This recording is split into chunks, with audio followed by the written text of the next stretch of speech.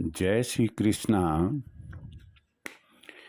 आज भौतिकवाद में हम इतना ज़्यादा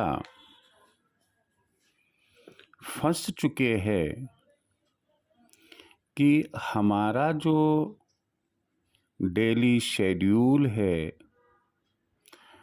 उस डेली शेड्यूल में पूजा पाठ का समय निकालना ही बड़ा भारी पड़ रहा है। बहुत मुश्किल से स्नान ध्यान करके हम 2 अगरबत्ती लगाते हैं, दीपक लगाते हैं। हे प्रभु क्षमा करना, ऑफिस का टाइम हो रहा है, बस निकल जाएगी, ट्रेन निकल जाएगी, मुझे जाना है। और ऐसे में मैं ये कहूँ कि हमें रामचरितमानस का पाठ करना चाहिए। और रामचरितमानस का पाठ इसलिए करना चाहिए क्योंकि ये एक आदर्श ग्रंथ है। एक गृहस्थ के लिए यदि दुनिया में सबसे अच्छा धार्मिक ग्रंथ है तो वो रामचरितमानस है। आप कहेंगे कि सर आप रामचरितमानस की कह रहे हैं पढ़ने को, हम तो एक आरती या कुछ समय माला फेरने का भी नहीं निकाल पा रहे हैं, तो फिर कैसे संभव है कि हम एक अध्याय नवाहन पारायण या मास पारायण रोजाना करें। हमारे विद्वानों ने हर समस्या का कोई ना कोई समाधान निकाला है।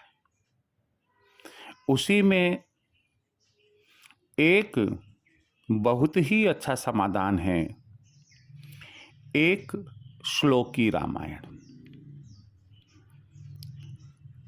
मानना है कि इस भौतिक युग में जहाँ व्यक्ति आपाधापी में लगा हुआ है, जहाँ उसको रामायण पढ़ने का समय तो बहुत दूर की बात है, वह रामायण की पुस्तक को छूकर भी अपने आप को एक भाग्यशाली नहीं बना पाता है। तो ऐसी स्थिति में क्या किया जाना चाहिए? तब एक रास्ता यह बना और बताया गया कि यदि व्यक्ति चाहे तो एक श्लोक पढ़कर पूरी रामायण पाठ का पुण्य प्राप्त कर सकता है। वापस सुन लीजिएगा, केवल और केवल एकमात्र एक श्लोक पढ़कर वह पूरी रामायण का पुण्य प्राप्त कर सकता है।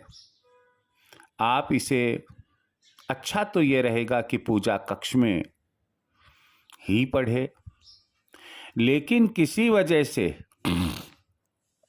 आपको आपकी व्यस्तता के कारण समय नहीं मिल पा रहा है, तो राम तो जब हनुमान जी के दिल में वास करते हैं तो हमारे भी दिल में वास करते हैं। जहाँ जहाँ हम जाएंगे हमारा राम हमारे साथ ही रहेगा। बस में बैठे हुए, ट्रेन में सफ़र करते हुए, 2 व्हीलर या 4 व्हीलर चलाते हुए मानसिक रूप से या वाचिक रूप से हम यह श्लोक पढ़कर पूरी रामायण पढ़ने का पुण्य प्राप्त कर सकते हैं। श्लोक क्या है मैं बताऊं, उसके पहले आपसे यही कहूँगा, मेरे चैनल को सब्सक्राइब नहीं किया, सब्सक्राइब करें। यदि अच्छा लगे लाइक करे, शेयर करे, कमेंट हो तो वो आप अवश्य लिखें। मैं आपको एक श्लोक की रामायण पढ़कर सुना रहा हूँ।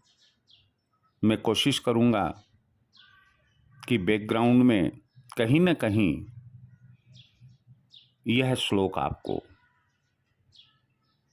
जरूर देखने को मिले। आदौ राम तपोवनादि गमनम हत्वा मृगम कांचनम